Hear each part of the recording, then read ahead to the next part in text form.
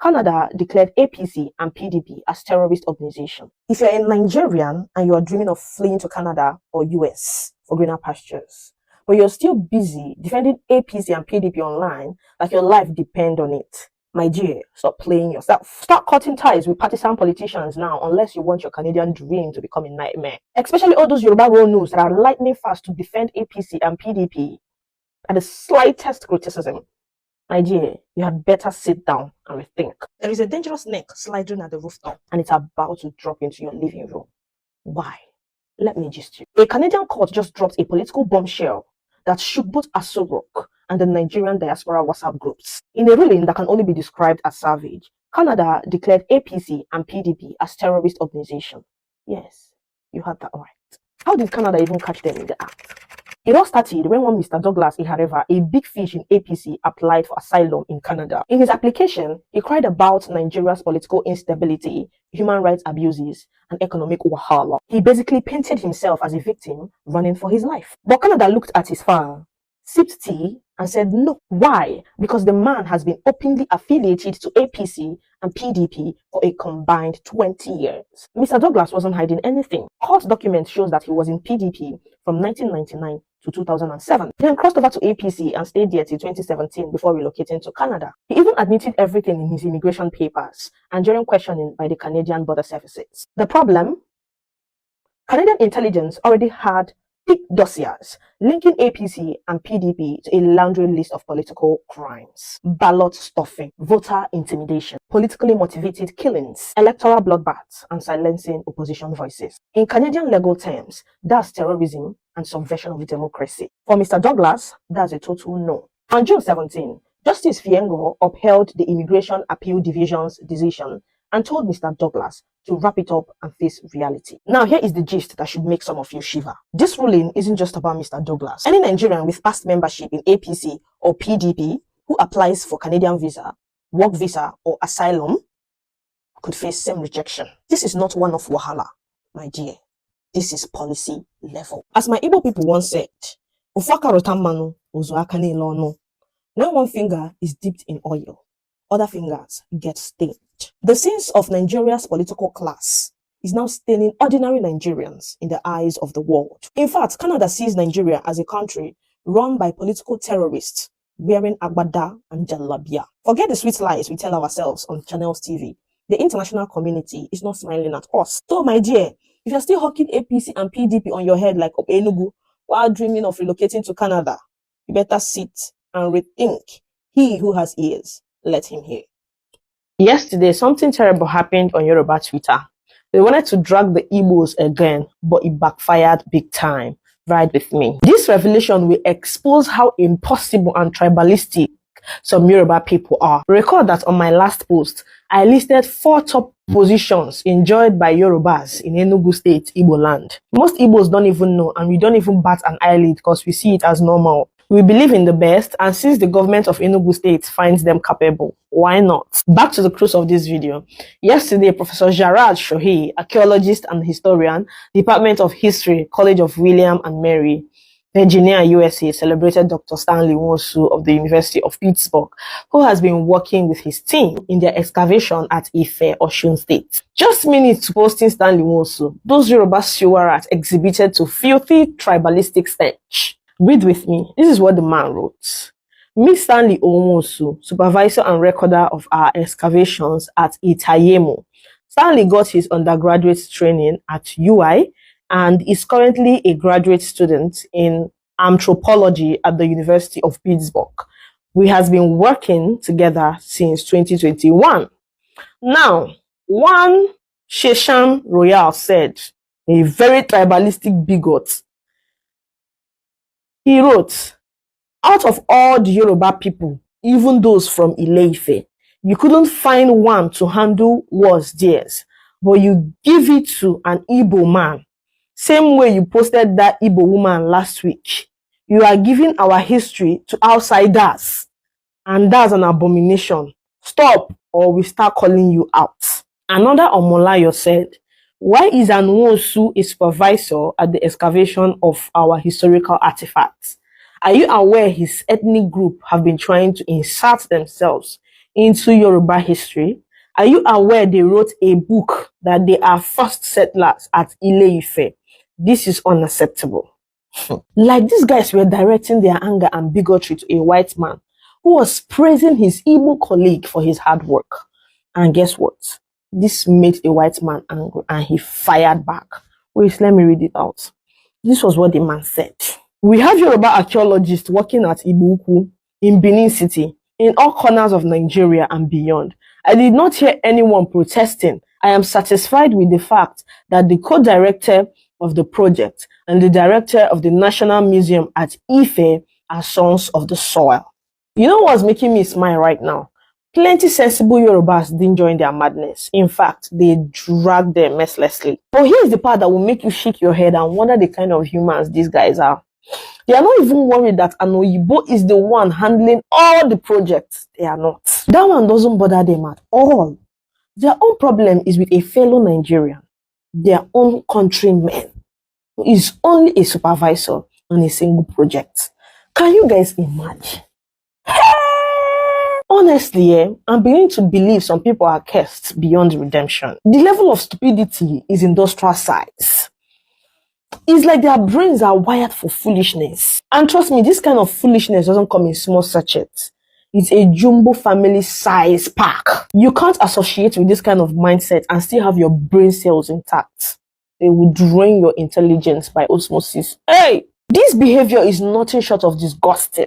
Nigeria still has a very, very long way to go. These people practically feed on tribal hatred. Breakfast, lunch, dinner. Hey! And for some reason, Igbos seem to live rent-free in their bitter little brains. But not today. Not on my watch. That's why I'm speaking up. Somebody has to call them out and tell the truth no matter how long it takes. This is not just talks. This is me simply setting records straight. I'm here to defend my people, call out their hypocrisy, and drag this rubbish thinking into the abyss. And believe me, my dear, this journey is only just beginning. Real quick, I just want to talk something. I want to talk about the past elections, how the past election don't play out for the Southeast. This will now make me talk about the three ethnic groups for Nigeria. Let us see among these three ethnic groups. Let us see the people with the tribalistic part, because I don't hear people they talk say Igbo people are too tribalistic. They are too. Let us now see. I am a Yoruba man. Whatever I'm saying to you is a fact and nothing. I hate being biased. But let us first of all let us look at it politically. Let us analyze how political presidential election results have turned out in the Southeast since our return to democracy in 1999. In 1999, Olusegun Obasanjo, a Southwesterner, won majority of the vote from the Southeast. It scored 70% of the vote from the Southeast. In 2003, even though Dean Chukwuemeka Odumegwu Ojukwu participated in that election, Obasanjo scored 68% of the votes from the Southeast. Ojukwu scored 22%. In 2007, the late Umaru Musa Yar'Adua scored majority of the votes from the Southeast. In 2011, Dr. Goodluck Azikiwe Ebele Jonathan scored majority of the votes from the Southeast. In 2015, Muhammadu Buhari scored majority of the votes from the Southeast. Then, in 2019, Alhaji Atiku Abubakar scored majority of the votes from the Southeast. Now, let us go back to 2003.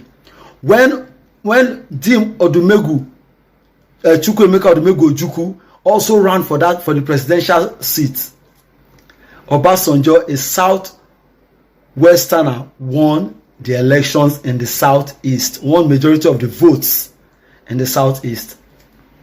You see, let me explain something to you. Then in 2023, Dr. Peter Obi, Mr. Peter Gregory Obi, now won majority of the votes from the Southeast, and it became an issue all over the nation, especially with the Yorubas. You see, everything that every Yoruba pastor, political analyst, university professors, bloggers and all of this, everything they have done so far, is not because Peter Obi won the Southeast. No, it is because Peter Obi defeated Tinubu in Lagos, which is something that has never happened. Now, let me tell you something. The Igbos are not tribalistic at all. The Igbos are more religious than tribal. Listen. The Igbos, they are more religious than tribal. That is why an Igbo man is easily carried away when it comes to religion. When it comes to religion, they are easily carried away. That is why you see dangerous occultic men parading as prophets all over the Southeast, and people are trooping after them because the Igbos are more religious than tribal. Igbo man know they practice tribalism, but they are more religious. Then the Yoruba man is more tribalistic than religious. Let me tell you. That is why you see in a Yoruba, in the settings of a Yoruba family, let's say a family of four, the father, the mother, 2 children. The father may be Christian, may be Muslim, the mother may be Christian. The 2 children will decide to go to church with their mother, and the father will not complain. I'm not talking about those Muslims from the Kwara or those ones they don't buy with medicine. No be their own at the talk. I'm talking about those ones do you understand? That is why you see in an Igbo family where they are all Catholics, a child is not allowed to go and marry. It is very difficult. It will be very difficult for a child to go and marry outside the Catholic settings because they are more religious than tribal. Then the Hausas are both tribal and religious, but they are more of religious than, like, their religion is something that they can even buy for. Why do I say this?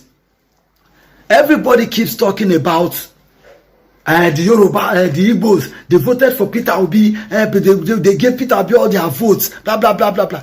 When they gave Obasanjo the vote back to back, 1999, 2003, it was okay with us, the Southwesterner, right?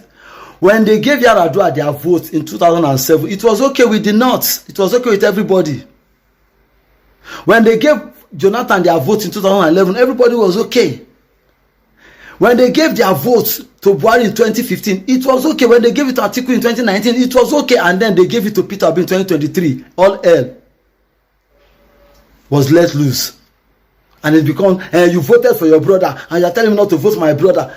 I listened to Segun Showunmi, and I got irritated. Like, so now it is about tribe. And there are those of you see, there are those of you that I really believed in. Some of you I really believed in. I really thought, oh, you are for the people. But I have carried out my investigation, and I've seen that some of you use your media platforms to actually campaign and support Tinubu. Because you cannot believe in Tinubu, who is destroying the country back to back, and you are attacking Peter Obi, and then I don't understand. Peter Obi, and the funny thing is, Peter Obi is not even occupying any political position in Nigeria as of today. So why is Peter Obi the center of your attacks? Why is he the center of your attacks? It is outright madness. I just want to clear the air. The Igbos voted for Peter Obi in 2023 because he is the most competent, the most sound of all the presidential candidates, the most serious, the most sound, and is the only one that has the crowd to challenge the APC. The obedient movement, and that movement is not dying anytime soon. If you think obedient movement is going to die, you'll be living in dreamland. Just be dreaming. That movement is here to stay, and 2027 will even be more massive than what you saw in 2023. Do you understand it?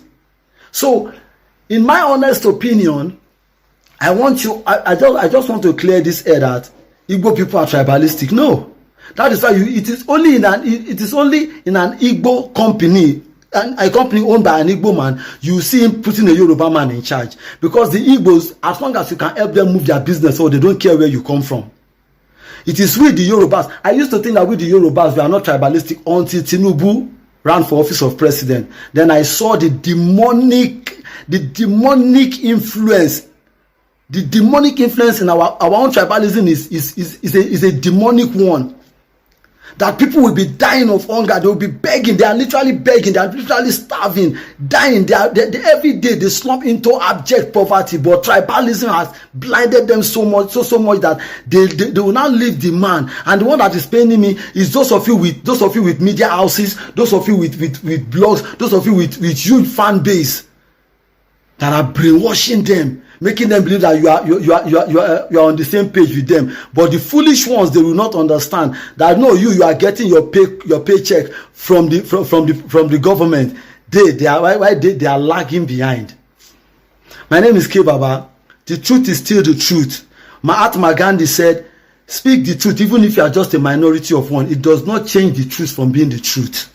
My name is K Baba. See that truth one I no like. Now me I will tell you now. We just the start 2027 go loud. Obedient movement is here to stay. Let's go.